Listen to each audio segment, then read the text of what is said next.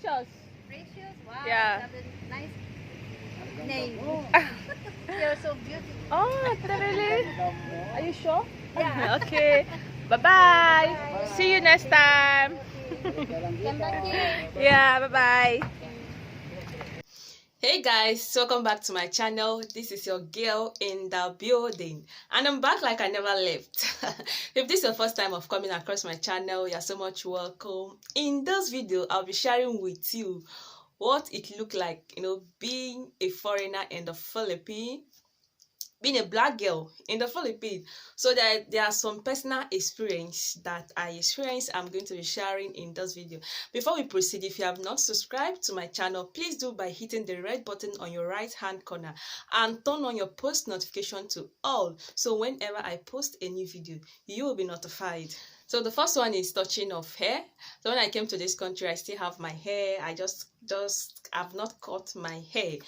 So whenever we blacks, we make our hair, and we love making braids.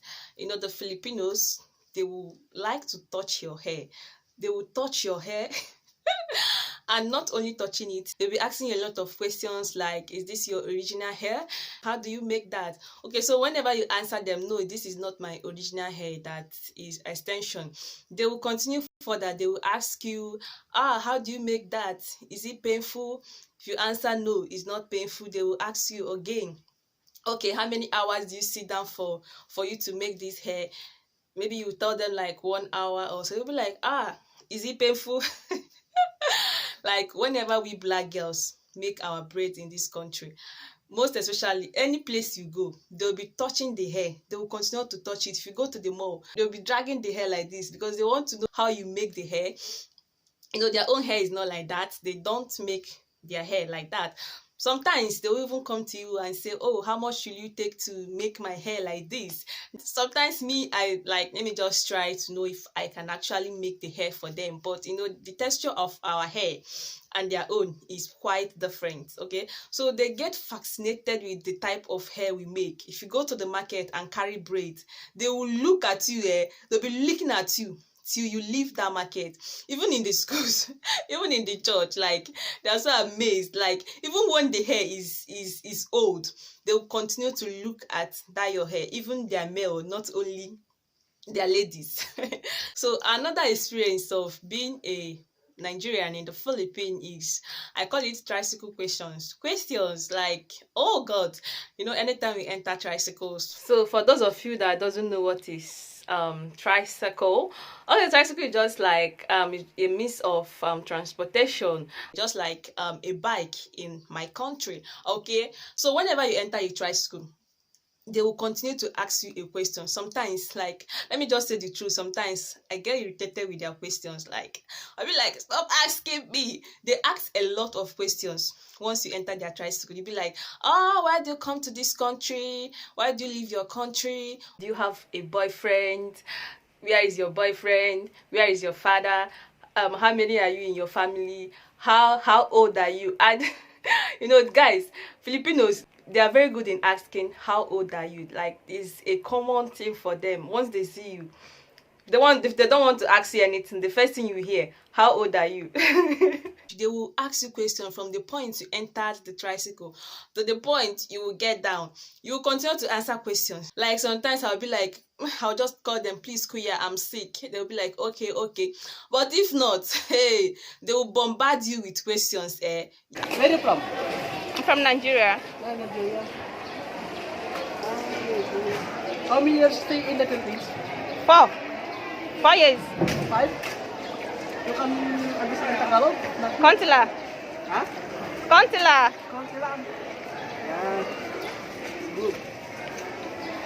And I noticed that, if you are answering their questions, it gives them joy. That's why they keep on asking, because they want to be hearing answers from you. Sometimes that's so fun, but sometimes like I don't like it.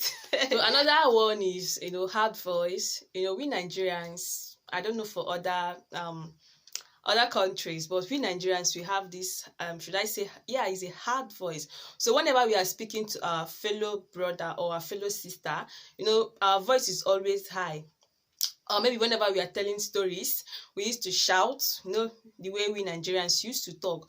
But Filipinos are not like that. They'll be like, sometimes they used to feel that we are fighting or we are quarreling. You understand?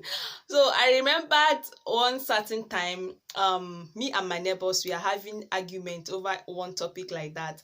Now we raised our voice, and we are just arguing.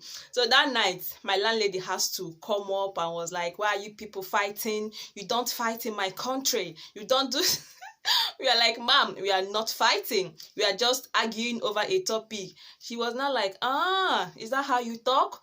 They are not used to our hard voice. So whenever we start talking, they feel like we are fighting, or maybe we are quarreling or something like that. And most times they get uncomfortable with it. So another one is guys, this is so funny. I'm going to be writing it on my screen. Just look at the screen. I'm not going to call it out.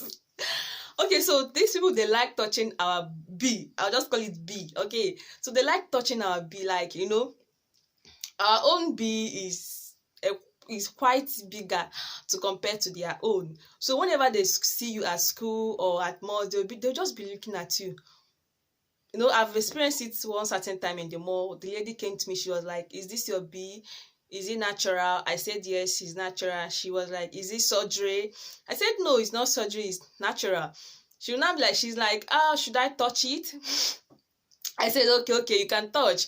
Okay, she will now start touching it to make sure that it's natural. Even in the school, I used to experience it. They'll come to you, they'll just be looking at your B. Be like, no, this is surgery. It's too big. Be like, no, it's natural. So whenever they see our B, they'll be like, is it surgery or is it natural? Guys, that's so fun. So another thing is touching of skin, because our skin is different from their own. So whenever they see you, I've experienced it, they will come and be touching my skin. I'll be like, what is that? She'll be like, this is a black skin. Okay, guys, I once had one experience when we went to hospital clinicals. So when we went there, after doing our rotation and you want to go, so most of the patients, they came out, even the ones that are lying down, they just came out and was watching us. The way they were looking at us, like, I have to ask my instructor, why are they looking at us like that? What happened? So my instructors was like, yeah, because you people are celebrities to them. That is so funny. Issue of racism. So I'm not going to be saying much about this particular topic, but actually I've experienced it. I do. I even experienced it last week. So, but the thing is, majority of Filipinos are friendly, just few are not. So sometimes I don't actually notice the racism issue, because the majority that are friendly, it covers them.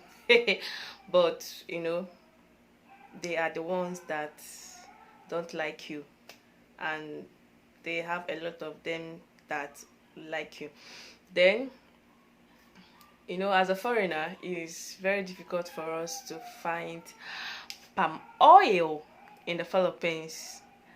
As a typical Nigerians, we cook all our soups, almost all our food with palm oil. So the first time I came here, it was a kind of difficulty for me. Should I say difficulty? But anyway, man has to adjust. So the last but not the least is compliments.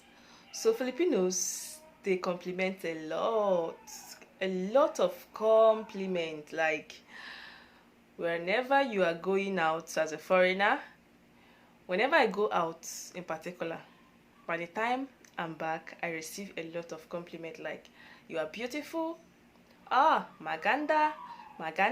So maganda is beautiful in their language. So even if when you know that day you are not beautiful, You'll be hearing things like you are beautiful.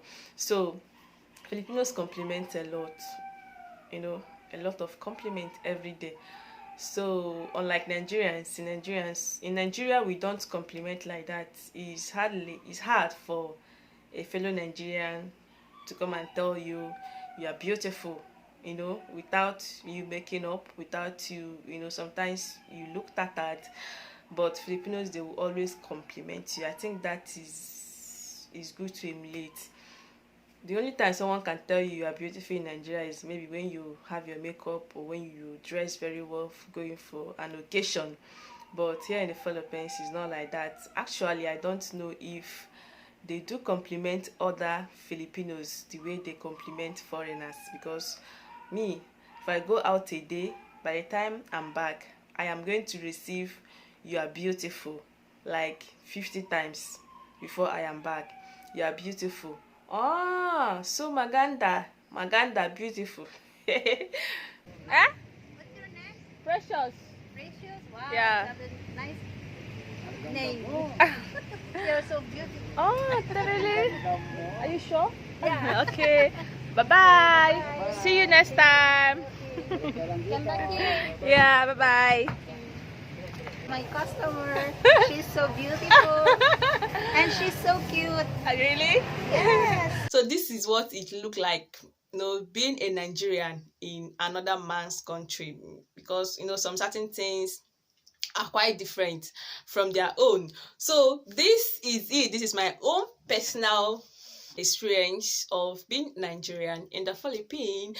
Okay, guys, see you in my next upload. Bye bye.